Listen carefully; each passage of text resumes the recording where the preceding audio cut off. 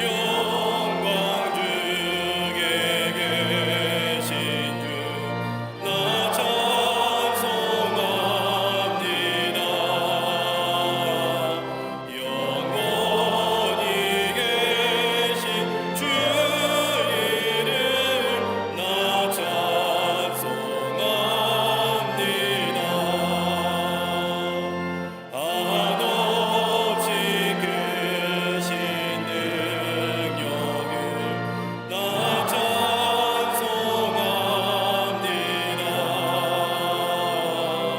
참되고 믿는 그 언약 나 찬송합니다.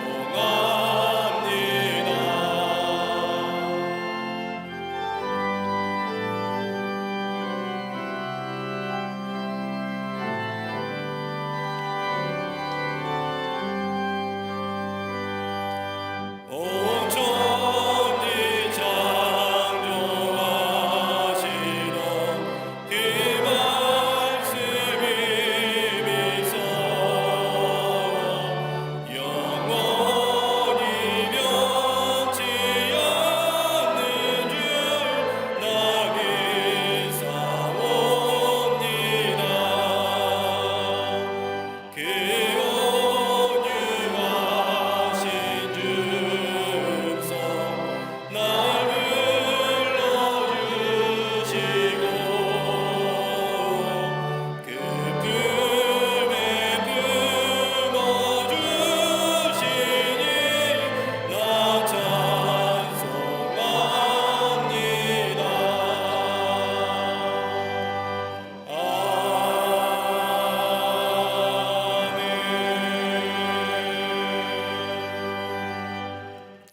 교동문 21번 시편 34편을 교독하시겠습니다. 내가 여호와를 항상 송축하며 내 입술로 항상 주를 찬양하리이다.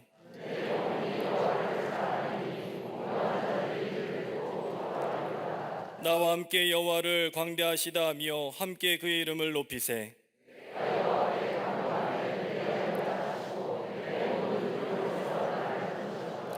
이 곤고한 자가 부르짖음에 여호와께서 들으시고 그의 모든 환난에서 구원하셨도다.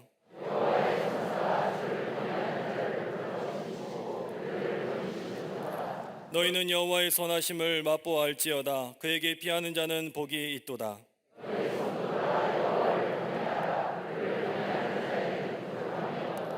젊은 사자는 궁핍하여 줄일지라도 여호와를 찾는 자는 모든 좋은 곳에 부족함이 없으리로다. 아멘.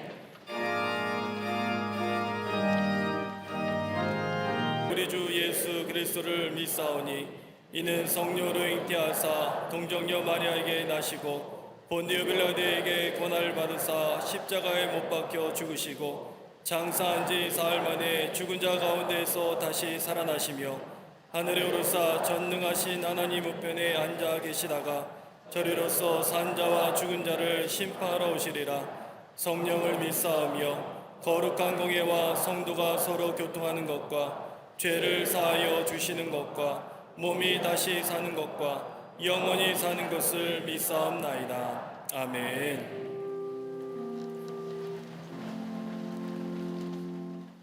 나의 생명이 되시는 하나님, 우리에게 귀한 생명을 주시고 거룩한 주일 온 마음 다해 예배드리게 하심에 감사드립니다.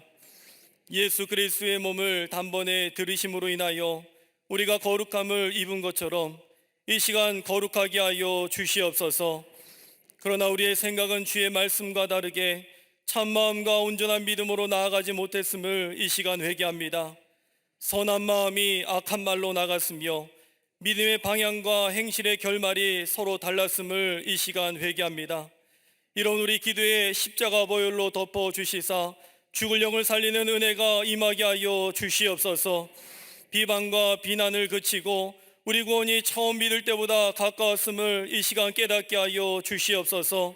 성령 하나님 임재하셔서 세상 일은 잊고 이 시간 온전히 예수의 이름으로 예배하게 하여 주시옵소서. 대한민국의 구분기를 곧게 하시고 어둠을 빛으로 만드신 하나님 감사합니다. 이 땅이 광야의 길을 사막의 강을 내는 나라가 되게 하여 주시옵소서. 다시 꿈을 꾸게 하시고 환상을 보게 하시며 젊은이들이 소망을 갖게 인도하여 주시옵소서. 생명적 신앙으로 미래를 준비하는 우리 광립재단을 부흥케 하시니 감사를 드립니다. 올 한 해 생명의 바람, 성령의 바람이 강력하게 불게 인도하여 주시옵소서. 기도할 힘이 생기게 하여 주시고 전도할 능력이 생길 수 있도록 인도하여 주시옵소서. 예배드릴 힘이 생길 수 있도록 인도하여 주시옵소서. 모든 것이 하나님의 영광을 위해 합력하여 선을 이룰 수 있도록 인도하여 주시옵소서. 성도님들의 가정마다 물질로 시험들지 않게 하시고 믿음으로 회복되며 예배로 증거 삼게 하여 주시옵소서. 이를 위해 신앙의 열정을 다하시는 감독님, 늘 신원의 강건함을 주시니 감사합니다. 물 나오는 배박과 찬바닥을 성전 삼아 기도하시며 금식을 끼니 삼아 기도하셨던 그 기도와 그 헌신을 우리도 배우게 하여 주시사 감독님 쇠하지 않는 지력, 영력, 체력을 더하여 주시옵소서. 그럼에도 불구하고의 신앙으로 코로나 시대의 길을 만들어 가시는 담임 목사님, 영적 지도자로 세워주심에 감사드립니다. 느헤미야처럼 울부짖으며 여호수아처럼 사명의 길을 위해 영적 전쟁을 하실 때마다 힘을 더하여 주시옵소서. 광림을 넘어 한국교회와 전 세계의 주의 말씀을 늘 대언하게 하여 주시옵소서. 이 모든 말씀 우리 주 예수 그리스도 이름으로 기도드리옵나이다. 아멘. 오늘 성경 말씀은 여호수아 1장 5절에서 9절까지입니다. 내 평생에 너를 능히 대적할 자가 없으리니 내가 모세와 함께 있었던 것 같이 너와 함께 있을 것임이니라. 내가 너를 떠나지 아니하며 버리지 아니하리니 강하고 담대하라. 너는 내가 그들의 조상에게 맹세하여 그들에게 주리라 한 땅을 이 백성에게 차지하게 하리라. 오직 강하고 극히 담대하여 나의 종 모세가 내게 명령한 그 율법을 다 지켜 행하고 우로나 좌로나 치우치지 말라. 그리하면 어디로 가든지 형통하리니 이 율법책을 내 입에서 떠나지 말게 하며 주야로 그것을 묵상하여 그 안에 기록된 대로 다 지켜 행하라. 그리하면 내 길이 평탄하게 될 것이며 내가 형통하리라. 내가 내게 명령한 것이 아니냐. 강하고 담대하라. 두려워하지 말며 놀라지 말라. 내가 어디로 가든지 내 하나님 여호와가 너와 함께 하느니라 하시니라. 아멘.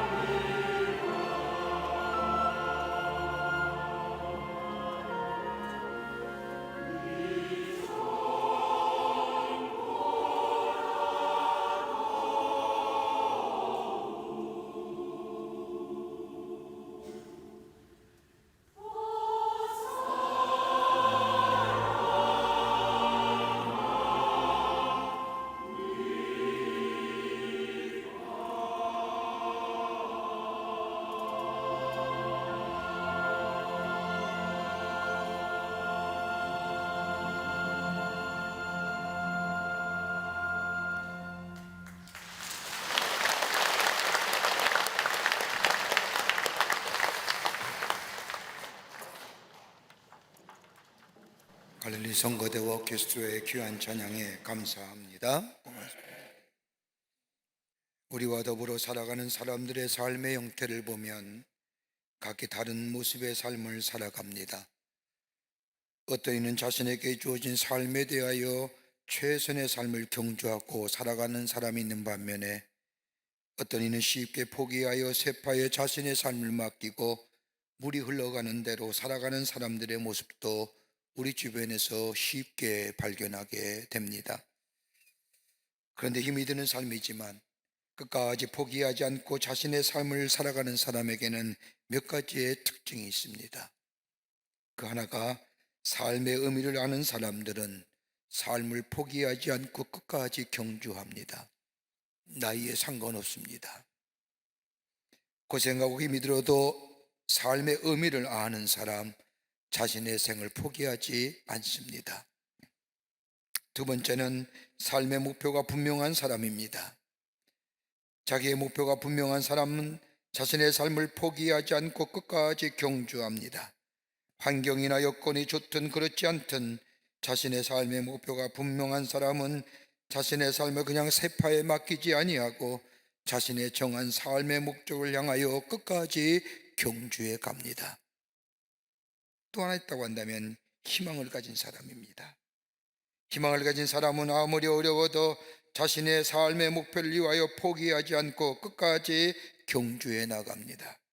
그런데 반대로 모든 상황과 조건이 다 맞아도 삶의 의미와 목표 그리고 희망이 없는 사람은 끝까지 그 삶을 견뎌내지 못하고 중단하는 것을 보게 됩니다.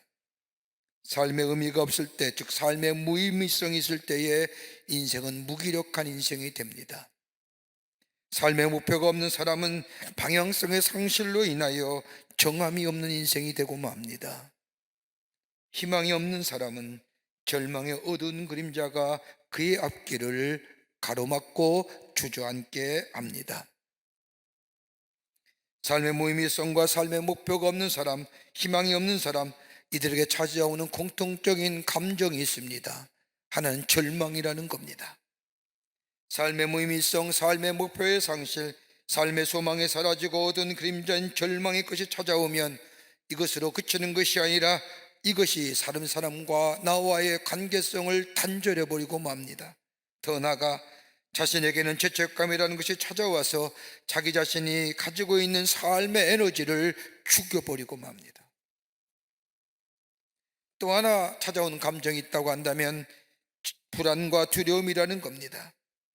두려움이라는 감정은 우리 마음속에는 좋지 못한 자원들을 보게 만듭니다. 우리 안에 이겨내길 수 있는 능력이 있음에도 불구하고 수시로 스스로 포기하게 만들어 봅니다. 그러게 두려운 감정이 우리에게 찾아오게 되면 문제에 집착하게 되고 그 문제에 집착하다 보면 한 발자국도 앞으로 나아가지 못하게 만듭니다. 오늘 본문에 나오는 여호수아가 그러한 마음이었습니다. 여호와의 종 모세가 죽은 후에 성경은 말씀하지만 여호와의 종 모세가 죽었다는 것은 여호수아에게서의 엄청난 충격적인 일입니다. 어떻게 보면 모세는 이스라엘 백성의 전부라고 해도 과언이 아닙니다. 자신의 삶을 전부였을 뿐만 아니라 궁극적으로 하나님의 인도함에도 있었지만은 모세의 지도하에 여기까지 걸어왔기에 모세 없이 이스라엘 백성의 광야와 그 밖의 일들을 생각하면 상상하지 못할 일입니다. 그랬던 모세가 죽었습니다. 모세가 죽자 이스라엘 백성은 걷잡을 수 없는 온란함과 더불어 삶의 무의미와 그리고 삶의 목표의 소망을 잃어버리고 맙니다. 이러할 때에 하나님 모세들을 이어 여호수아를 이스라엘의 지도자로 삼으십니다. 모세들을 이어 이스라엘 백성을 이끌고 하나님의 약속의 땅으로 가야 하는데 여호수아는 도무지 감당할 수가 없는 겁니다. 거기에 몇 가지 이유가 있습니다. 그 하나는 자신과 모세를 비교하면 자신은 한없이 부족한 존재라고 하는 것을 압니다. 모세는 나름대로 궁중에서의 교육을 받았고 신신문문을 받았을 뿐만 아니라 저 미디안 광야에서 하나님의 사람으로 훈련과 연단을 받고 하나님을 만나고 하나님의 부르심을 받아서 이적과 기적을 행하면서 이스라엘 백성을 40년 동안이나 광야의 생활을 거쳐서 이 요단과 가나안 입구로 데려왔습니다. 그에 비해 자신의 모습은 초라하기가 그지없습니다. 하나님의 능력을 경험하긴 했지만 모세를 통한 하나님의 능력이었습니다. 그러면서 나 같은 사람이 이스라엘 백성을 이끌 수 있을까? 하나님이 주신 목표를 이룰 만한 자신이 없습니다. 이것뿐만 아니라 이스라엘 백성을 봐도 도무지 자신은 이스라엘 백성을 이끌고 저 하나님의 약속의 땅인 가나안 땅에 들어갈 자신이 없습니다.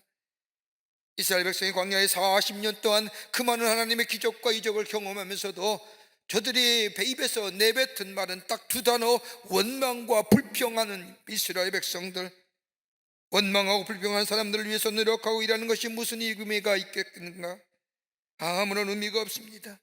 저들을 위해 내가 아무리 노력하고 힘이 쓴들 돌아온 많은 원망과 불평하는 사람들에게 내 노력과 내 헌신이 어떤 가치와 의미가 있을까?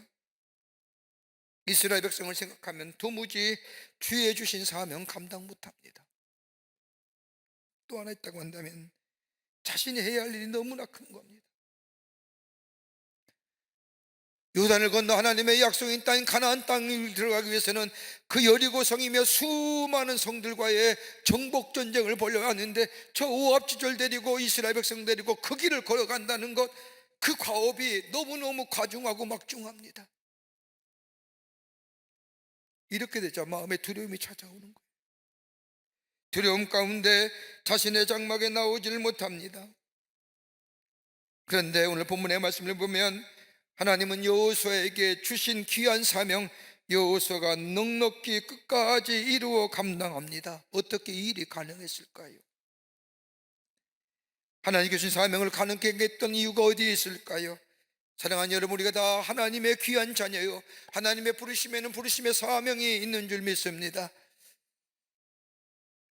있는 줄 믿습니다. 어떻게 감당할 수 있을까요? 하나님의 사람으로 내게 주신 귀한 사명들, 그걸 이룰 수 있는 삶의 원동력이 어디에 있을까요?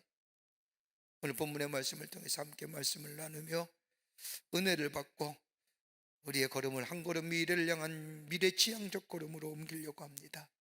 첫째는 하나님의 말씀에 대한 온전한 순종입니다. 하나님이 맡겨준 사명, 이스라엘 백성을 이끌고 요단을 건너 하나님의 약속하신 가나안 땅에 들어갈 수 있었던 가장 힘의 원동력은 다름이 아니라 하나님의 말씀에 대한 온전한 순종이었습니다. 모세를 이어 이스라엘 지도자가 된 여호수아에게 하나님 오늘 성경 말씀하면 두 가지의 것을 약속합니다. 그 1장 5절 말씀입니다. 하나는 내가 너와 함께 하겠노라는 약속과 더불어 또 하나 있다고 한다면 내가 너를 버리지 않겠노라. 그런데 하나님은 이 귀한 약속을 이루시길 조건을 얘기합니다. 그게 바로 1장 7절과 8절의 말씀입니다.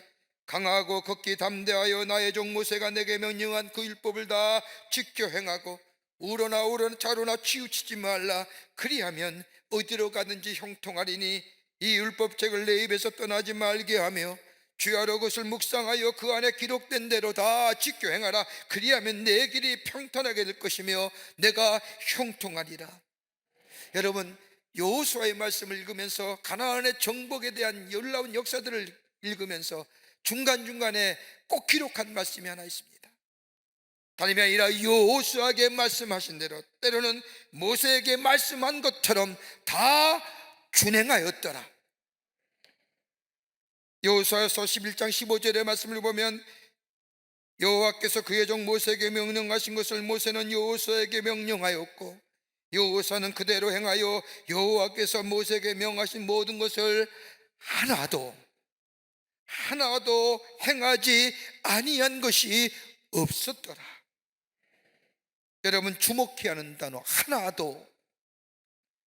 여호수아가 하나님의 말씀을 하나도 행하지 아니한 것이 없었더라고 말씀하십니다. 여기서 말하는 하나도라고 하는 표현은 아쉬움 없이 모든 것을 다, 영어의 표현을 빌자면 퍼펙트하게 행했다는 겁니다. 여러분, 우리가 인생을 살면서 하나도, 즉 아쉬움 없이 모든 것을 완전하게 행했다고 말할 수 있는 인생이 있을까요? 그런데 여호수아는 완전하게, 온전하게, 아쉬움도 없이 하나님의 말씀 그대로 순종했다는 겁니다. 자기의 삶의 기준이 달라지고 환경과 여건이 달라져도 거기에 따라가지 아니하고 하나님의 말씀을 따라 순종했다는 겁니다. 여러분, 우리 주변에 가만히 사람들을 보면 자신의 위치가 달라지고 소유가 달라지고 상황이 바뀌면 변하게 됩니다. 좋은 것으로 변화되면 좋은데 좋은 것으로 변화되는 게 별로 없지요. 그건 변화가 아니라 변질입니다. 좋은 모습으로 변화되면 좋은데 그렇지 못합니다. 그러나 여호수아는 어떤 상황 속에서 하나님의 말씀을 붙들었고 그 말씀대로 온전히 순종할 때에 하나님이 그의 길을 열어가신 것을 보게 됩니다. 여러분 기억하세요. 우리의 미래를 우리가 열어가는 것 절대 아닙니다. 하나님이 우리의 미래를 열어주셔야만이 우리의 미래를 걸어갈 수 있는 겁니다. 여호수아가 이것을 경험했다는 거예요.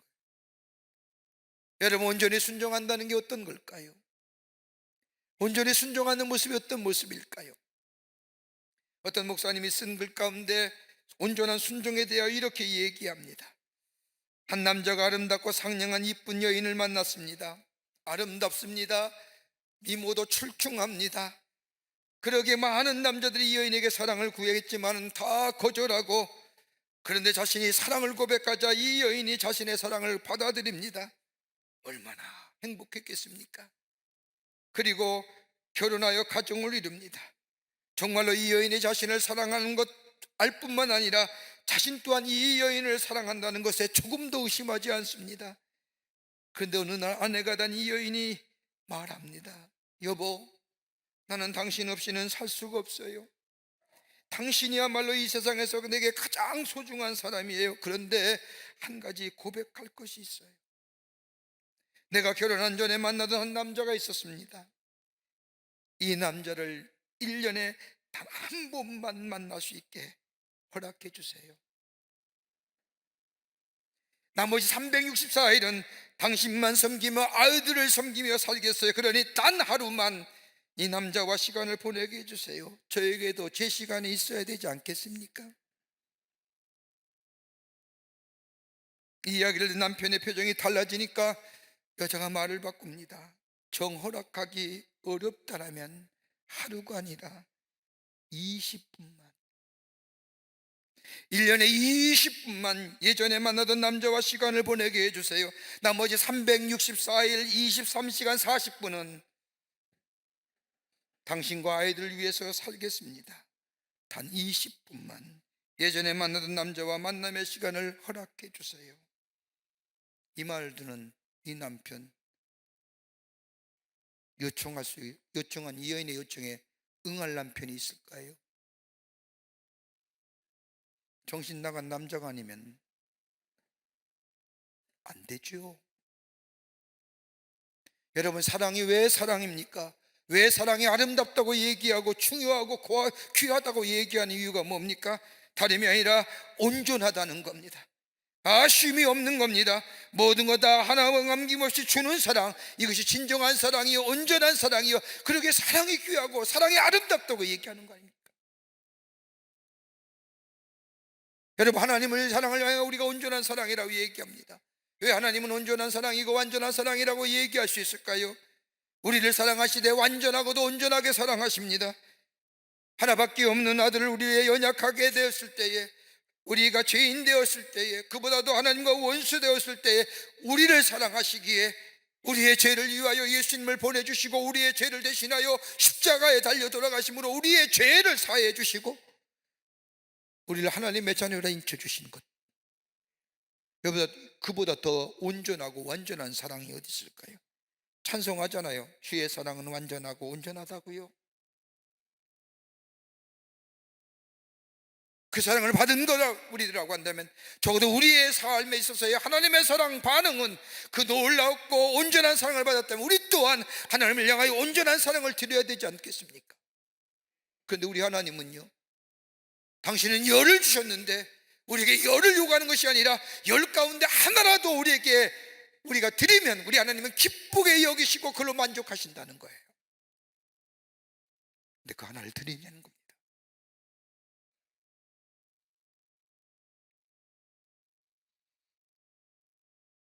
우리의 삶이 어렵고 내 길이 캄캄하고 그러기 앞에 나가기 어렵다, 여기 보아도 희망이 없고 저기 보아도 희망이 없다 할 때, 여러분, 내 안에 떠오르는 생각이 뭘까요?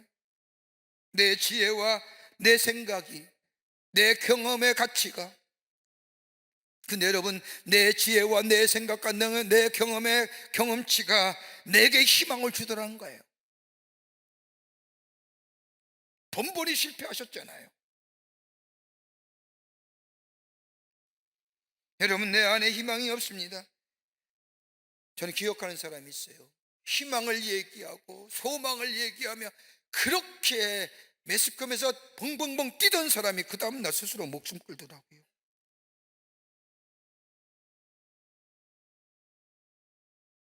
세상 속에 희망이 있나요? 이 세상은 희망을 주기보다는 절망을 주는 세상이 아닐까요? 근데 우리는 여전히 이 세상 속에서 희망을 찾고 소망을 찾는, 오늘 본문에 나온 여호수아를 보십시오. 여호수아는 현실을 보지 않았습니다. 나를 붙드시고 보호하시고 나와 함께 하시겠던 하나님의 약속을 붙들었습니다. 하나님의 그 약속의 말씀을 붙들고 그 말씀을 온전히 지키고 나아갈 때에 하나님은 여호수아의 미래를 열어가신 겁니다. 요단강을 갈라 길을 만들어 주시고 여리고성을 문들어 가나안의 길을 여실 뿐만 아니라 그의 걸음걸음을 인도하신 것을 보게 됩니다. 여러분, 성경의 말씀을 보면 다윗을 가리켜 하나님의 마음에 합한 사람이라고 적고 있습니다. 하나님의 마음에 합한 자가 어떤 사람일까요? 여러분, 다윗의 생애가 정말 하나님의 마음에 합한 사람의 여정이었을까요? 그가 골리앗과의 전쟁에서 골리앗을 죽이고 저 사울의 시기함을 떠나 21년 반개월 동안 도망자의 신세를 지납니다. 21년 반이 지난 후에 비로소 유대의 왕이 되고 25년 가까이 되었을 때에 통합적으로 이스라엘 왕의 왕이 됩니다. 근데 그의 여정을 가만히 살펴보십시오. 정말 하나님의 마음에 합한 자의 삶이었을까요? 근데 하나님은 다윗을 하나님의 마음에 합한 사람이라고 얘기합니다. 왜요? 그는 하나님의 말씀을 온전히 붙잡았다는 겁니다.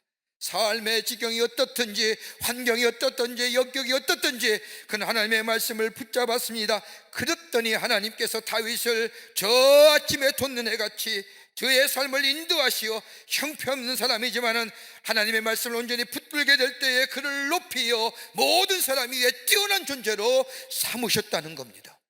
그러기에 이것을 경험한 다윗은 그가 고백하지 않습니까?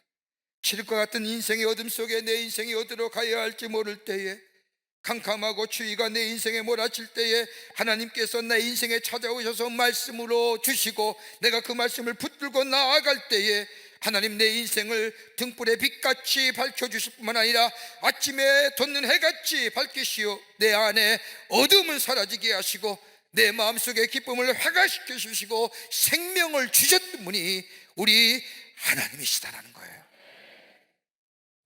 하나님을 온전히 붙들었더니. 사랑하는 성도 여러분, 우리의 삶이 녹록지 않지 않습니까? 앞길이 보이지 않지 않습니까? 그러면서도 내 지혜와 내 의지로 살아와 하나님보다는 세상의 이론과 세상의 생각을 따라가는 삶, 그러면서도 실패와 좌절된 우리의 인생 경험하지 않았습니까? 이제는 돌이켜야 되지 않겠습니까? 하나님의 말씀을 붙들고 어디에 우리의 삶의 어떤 순간이 오더라도 그 말씀을 온전히 순종하게 될 때에 여호수아의 삶처럼 앞이 캄캄하여 불안하고 염려하여 요단강이 가로막고 저 초로성 같은 여리고성이 가로막더라도 하나님 우리에게 약속하신 것처럼 인도하시고 지키시고 보호하시는 그 말씀을 온전히 붙잡을 때에 요단이 갈라지고 여리고성이 무너지는 새로운 미래가 우리 가운데 열려지는 놀라운 은혜가 있게 될 줄 믿습니다. 두 번째는 정체성이 분명해야 됩니다. 내가 나의 정체성이 분명해야 된다는 겁니다. 여호수아가 자신의 미래를 열어갈 수 있다는 것은 다름이 아니라 자신의 정체성을 분명히 했습니다. 여호와서는 자신의 정체성을 분명히 했을 뿐만 아니라 이스라엘 백성들로 하여금 너희가 어떤 사람인가를 분명히 알게 했습니다. 그 대표적인 행위가 뭐냐? 다름이 아니라 이스라엘 백성이 가나안을 들어가기 위해서 요단강가에 섰을 때에 하나님은 이 여호수아를 통하여 이스라엘의 모든 남성들에게 할례 받으라고 명합니다. 눈에 적을 두고 앞에 두고 있는데 할례 받으라는 것은 상식적으로 군전략상 있을 수 없는 일인데 여호와서는 이런 하나님의 말씀에 순종합니다. 여러분, 할례를 받는다는 게 뭘까요? 다름이 아니라 나는 하나님의 백성이라고 하는 것을 몸속에 새기는 거예요. 할례를 받았다는 것은 나는 하나님의 백성입니다라는 것을 내 몸속에 새기는 거예요. 난지 8일 만에 행하였던 할례, 광야의 생활로 인하여 이스라엘 백성들이 행하지 못하니까 가나안 땅 약속의 땅에 들어가기 전에 할례를 받아 너는 나의 사람이요 나는 하나님의 사람이요 라고 하는 그 증표를 몸속에 분명히 새기어 정체성을 분명히 하는 거예요.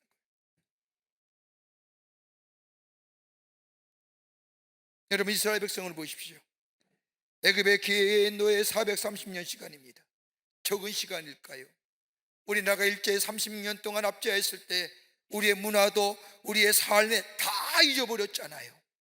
심지어 저 해방될 때에 우리의 조상들의 모든 이름이 다 일본 이름으로 바뀌었잖아요. 각도야마 이상한 이름으로 다. 여러분, 그 잔재를 없애기 위해서 얼마나 힘들었어요. 아직도 우리의 삶 속에 그 잔재가 남아있잖아요. 36년 동안 했던 그 일본의 압제의 생활에 그건 80년 가까이 됐는데, 근데 무려 430년. 저들에게 하나님의 백성이라고 하는 정체성이 있을까요?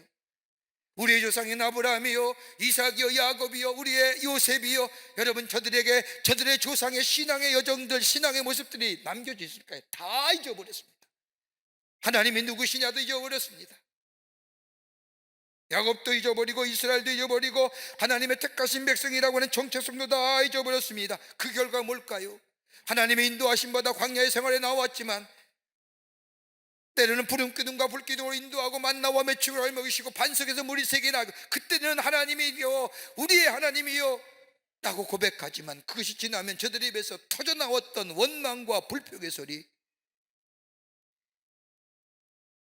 내가 누구인지, 내가 어떤 사람인지, 적어도 내가 하나님의 사람이라고 한다면, 전능하신 하나님이 나의 하나님 되신다고 한다면 그 하나님이 나의 삶을 이끌어 가신다는 것들을 목격하면서, 눈으로 보면서, 경험하면서 내가 정말 하나님의 백성이라고 했다면 원망의 40년의 광야 생활 동안 원망과 불평할 수 있었을까요? 견뎌낼 수 있을까요?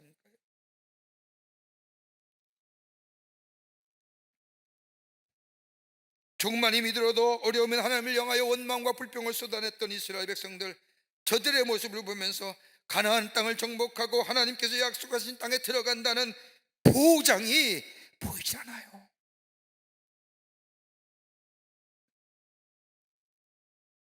그래서 뭐예요? 할례에 나간 거예요.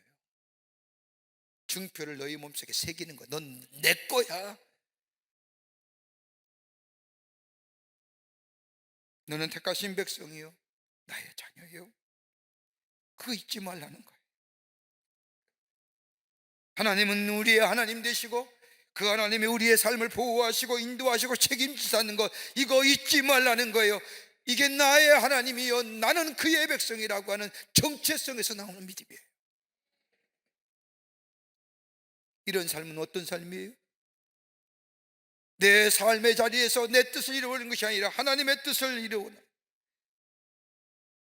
하늘의 뜻이 이 땅에 이루어지도록 살아가는 삶, 내 바람이나 내 뜻이나 내 경험이나 내 지식이 하늘의 뜻이 되어 하나님의 뜻이 되어 이 땅에 이루어지는 것이 아니라 하나님의 온전한 뜻이 나의 삶을 통하여 하나님의 뜻이 이 땅에 펼쳐지는 역사, 주님의 통치가 이루어지는 나라, 의와 희락과 평이 있는 나라, 내 마음속에 의와 희락과 평이, 내 가정이, 내 교회, 이 세상 속에서 하나님의 통치가 이루어지는 삶이 되도록 내 삶을 들여서 살아갈 책임이 있는 사람, 바로 하나님의 택하신, 하나님의 정체성 가진 사람.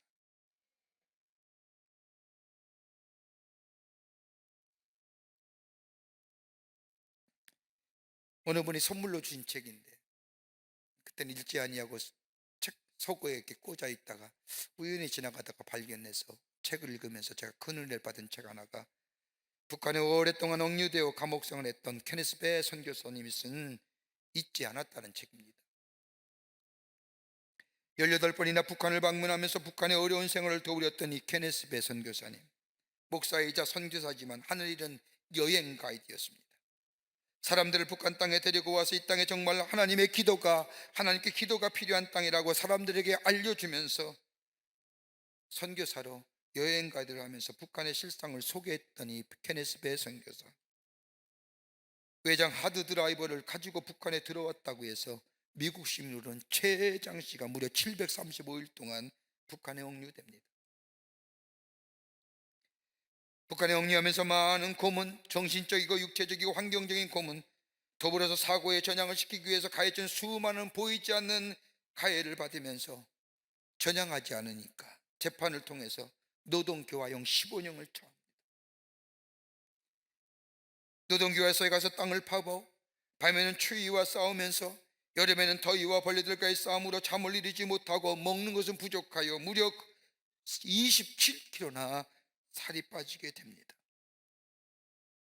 죽으면 안 되니까 병원에 데리고 가서 치료해서 다시 살리고 데리고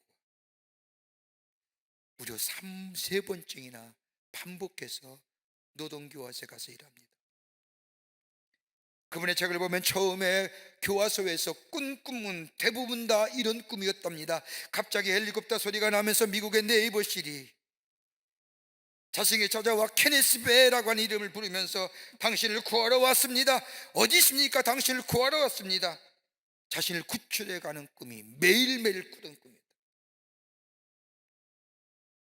그러면서 하나님 앞에 기도합니다. 하나님, 저를 구원해 주세요.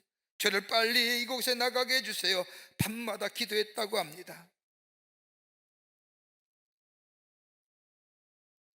얼마나 힘이 들었으면, 얼마나 어려웠으면.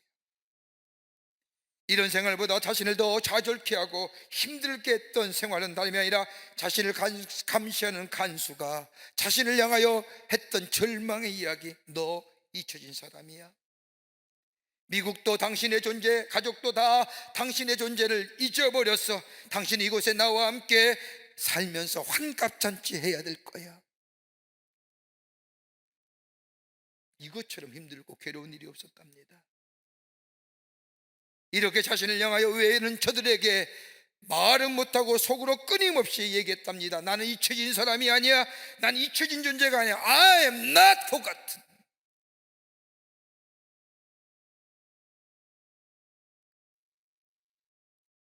그래서 책의 이름이 잊지 않았다.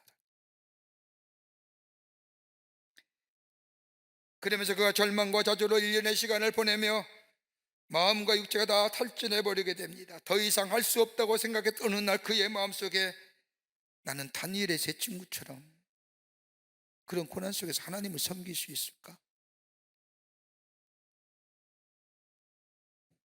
문득. 그러면서 그는 마지막 순간에 생명을 걸고 하나님 앞에 기도합니다. 하나님, 난 누구일까요? 내가 여기 있을 사람입니까?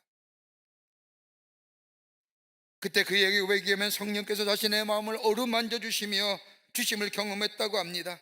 성령께서 자신에게 하신 말씀을 담담하게 그의 책에서 이렇게 적고 있습니다. 주님, 제 마음 아시지요? 제가 무엇을 원하는지 아시지요? 하지만 제 뜻대로 하지 마옵시고 주님의 뜻대로 하옵소서. 저 집에 가고 싶어요. 하지만 당신이 이곳에 머물라고 하시면 머물겠습니다.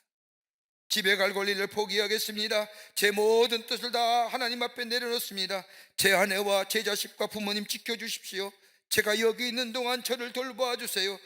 이곳이 제가 있어야 하는 곳이라면 당신의 뜻 받아들이겠습니다. 구출해 주세요. 구해 주세요 대신에 저를 사용해 주세요.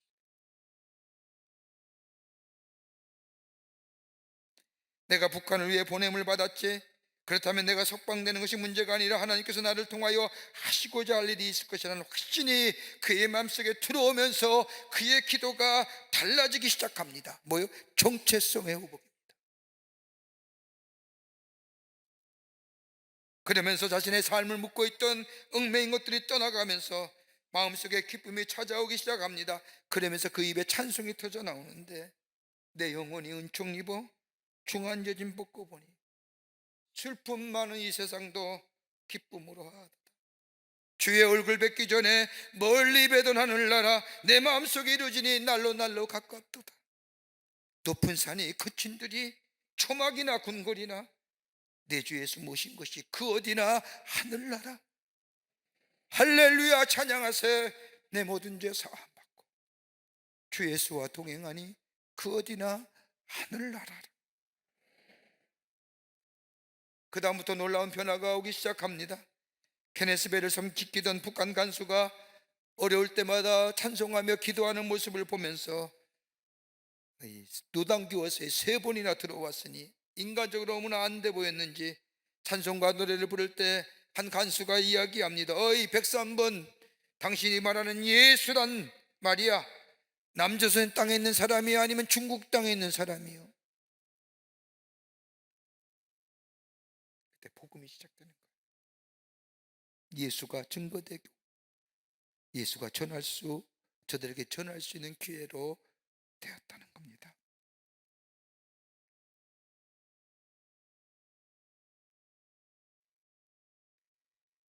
기억하십시오.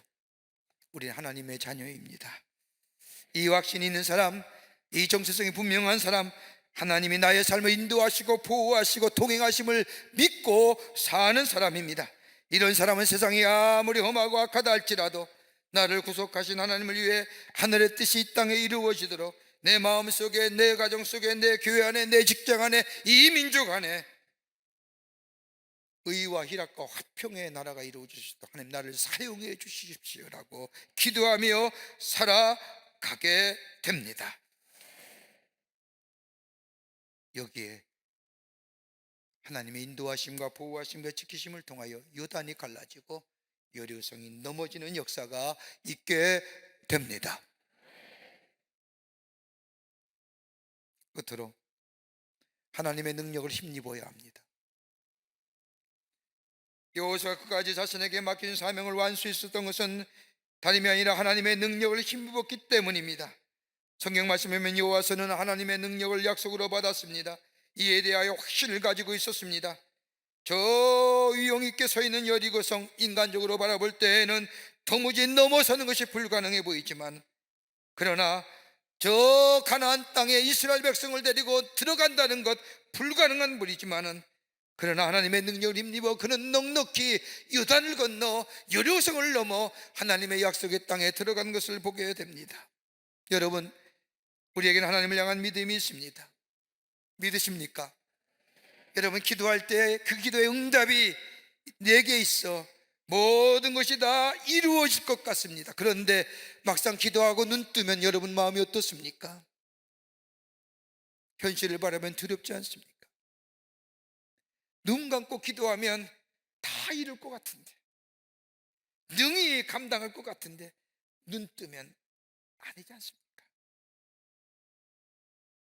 눈 감으면 될 것 같고 눈 뜨면 불가능해 보이는 것이 우리의 삶의 현실입니다. 가끔 병원 신방 가면 우리 환우를 위해서 간절히 기도해 주면 꼭 그런 얘기합니다. 목사님이 기도 가운데 제가 얼마나 큰 위로와 힘을 받는지 다 나은 것 같습니다. 근데 그 다음에 가면 똑같습니다. 왜요? 기도할 때는 다 이루어질 것 같죠. 눈 뜨면 그 고통과 육체의 아픔이 그 믿음을 앗아가 버립니다. 현실이 앗아가.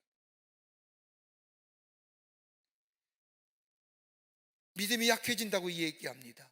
여러분, 믿음이 약해지는 증상이 어떤 걸까요? 드러나는 모습이 혼란스러운 거예요. 여러분, 우리에도 마찬가지 아닙니까? 현실을 보면 도무지 어떻게 해야 될지 방법이 생각나지 않습니다. 왜요? 우리의 힘으로 불가능하기 때문에. 하나님의 도우심을 받지 않고는 나갈 수가 없는 겁니다. 오늘 여호수아 보세요. 자신의 모습을 보면 모세와 같이 비교해보면 아무것도 아니고 초라한 존재고, 저 이스라엘 백성, 오합지졸 같은 이스라엘 백성을 데리고 하나님의 약속의 땅에 간다는 게 불가능한 일이고, 막상 선다 할지라도 요단이 가리우고 저 여리고성이 가리운 것 아무것도 보이질 않는 거예요.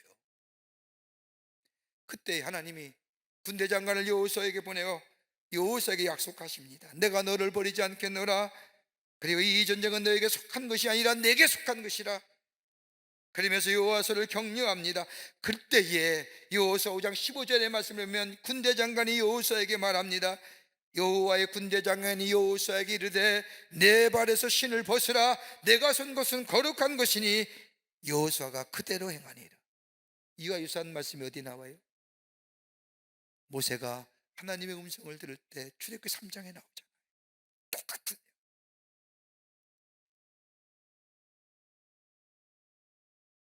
하나님께서 우리에게 승리를 약속해 줄 때에 신발 벗으라고 하십니다. 신발을 벗으라는 것, 모세는 그 땅을 수없이 거려다녔지만 이 여호수아에게 신발을 벗으라고 하는 것은 다름이 아니라 내가 서 있는 땅, 그 땅을 거룩하고 구별된 땅으로 만들어라는 거예요. 내가 서 있는 땅. 다른 말로 말하면 일상의 생활 속에서 하나님을 예배하며 하나님을 인정하며 찬양하는 그 삶, 그게 바로 내 신발을 벗는 일이요, 그 서 있는 자가 거룩한 땅이요. 그럴 때에 하나님의 임재하심이 경험할 뿐만 아니라 그 자리에 함께 하시는 하나님을 선포할 뿐만 아니라 하나님을 도우심을 구할 뿐만 아니라 승리하게 될 것이라고 여호수아에게 군대 장관이 얘기하는 거예요. 신 벗어라. 네 땅, 지금 서 있는 땅을 거룩한 땅으로 만들어라. 하나님을 예배하며 하나님을 경배하며 하나님의 살아계심을 인정하는 땅으로. 여러분, 하나님 우리에게 도움 주실 때에, 도움 되실 때에 우리에게 원하시는 것이 기도하기를 원하시잖아요.